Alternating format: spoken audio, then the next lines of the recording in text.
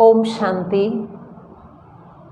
हम सभी नए वर्ष में प्रवेश कर रहे हैं, इसलिए आप सभी को नए वर्ष की ढेर सारी शुभकामनाएं। नया वर्ष हम सबके जीवन में एक नया उमंग, नया उत्साह और कुछ नवीनता करने की प्रेरणा देता है। नव वर्ष के उपलक्ष्य में हम सब एक दूसरे को दुआएं देंगे, शुभकामनाएं देते हैं, ग्रीटिंग्स भेजते हैं, मैसेजेस करते हैं, मेल करते हैं, बहुत खुशियां मनाते हैं और एक दूसरे को हैप्पी न्यू ईयर कहते हैं। हैप्पी सिर्फ एक दिन रहना है या पूरे वर्ष भर रहना है? निसंदेह हम सारे वर्ष ही हैप्पी रहना चाहेंगे और उसके लिए हमें थोड़ा सा सिर्फ अपने ऊपर ध्यान देने की ज़रूरत है।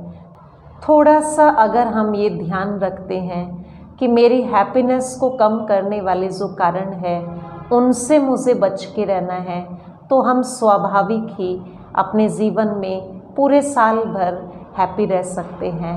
वैसे तो हैप्पीनेस को कम करने वाले अनेकों कारण हैं, लेकिन सबसे मुख्य कारण है व्यर्थ। जब हम व्यर्थ सुनते हैं, व्यर्थ पढ़ते हैं या व्यर्थ देखते हैं तो वो व्यर्थ का हमारे जीवन पर बहुत प्रभाव पड़ता है, क्योंकि जब भी हमने व्यर्थ देखा, सुना या पढ़ा, वही चिंतन हमारे मन में चलता है और जब मन में व्यर्थ चिंतन चलता है तो वो हमारे मन की शक्तियों को, मन की क्षमता को, मन की पावर्स को कम करता है और परिणाम स्वरूप जब हमारा मन कमज़ोर होता है तो कोई भी छोटी छोटी बातें हमारे को जल्दी डिस्टर्ब करती है, हमारी हैप्पीनेस को कम कर देती हैं। इसलिए ये आवश्यक हो जाता है कि हम सदा ही अपनी खुशी को बनाए रखने के लिए व्यर्थ से मुक्त होएं,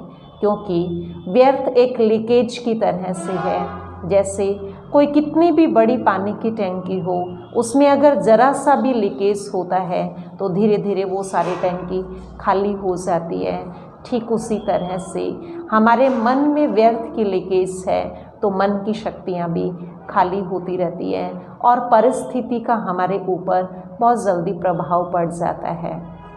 अगर हमने सिर्फ 5 मिनट भी व्यर्थ देखा, सुना या पढ़ा तो वो 5 मिनट में ख़त्म नहीं होता है, बल्कि उस समय हम कार्य में लग जाते हैं। जैसे हमारे मन को खालीपन महसूस होगा, जैसे ही मन फ्री होगा, जैसे ही मन को एकांत मिलेगा, वही व्यर्थ शुरू हो जाएगा और वही वाइब्रेशंस सारे घर में हमसे रिलीज़ होकर के हमारे घर के वातावरण को भी वैसा ही बना देते हैं। और जब हमारे मन में व्यर्थ चल रहा होता है, अवश्य किसी न किसी के सामने हम उसका वर्णन करते हैं, वो अपनी कमज़ोरी, अपना व्यर्थ दूसरे को ट्रांसफ़र किया, उसका भी वही व्यर्थ चिंतन शुरू होता है।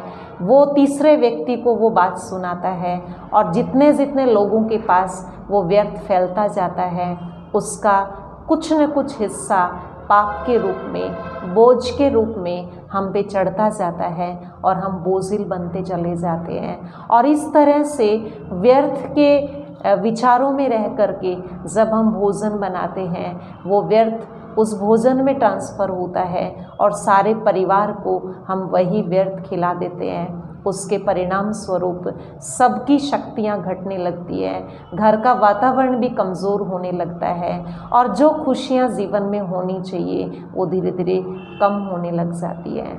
इसलिए ये आवश्यक है कि अपने आप को हम व्यर्थ से बचाएं। इस नए वर्ष में हम ये दृढ़ संकल्प करें कि मुझे अपने आप को व्यर्थ से मुक्त करना है और इसके लिए हमें रोज़ अपनी चेकिंग करनी है। हर घंटे हमें अपने मन की चेकिंग करनी है, हर घंटे अपने आप को देखना है कि मेरा मन कहीं व्यर्थ की तरफ तो नहीं जा रहा है, कोई व्यर्थ का बोझ तो मुझ पे नहीं आया है, और यदि आया उसको वहीं ख़त्म करना है।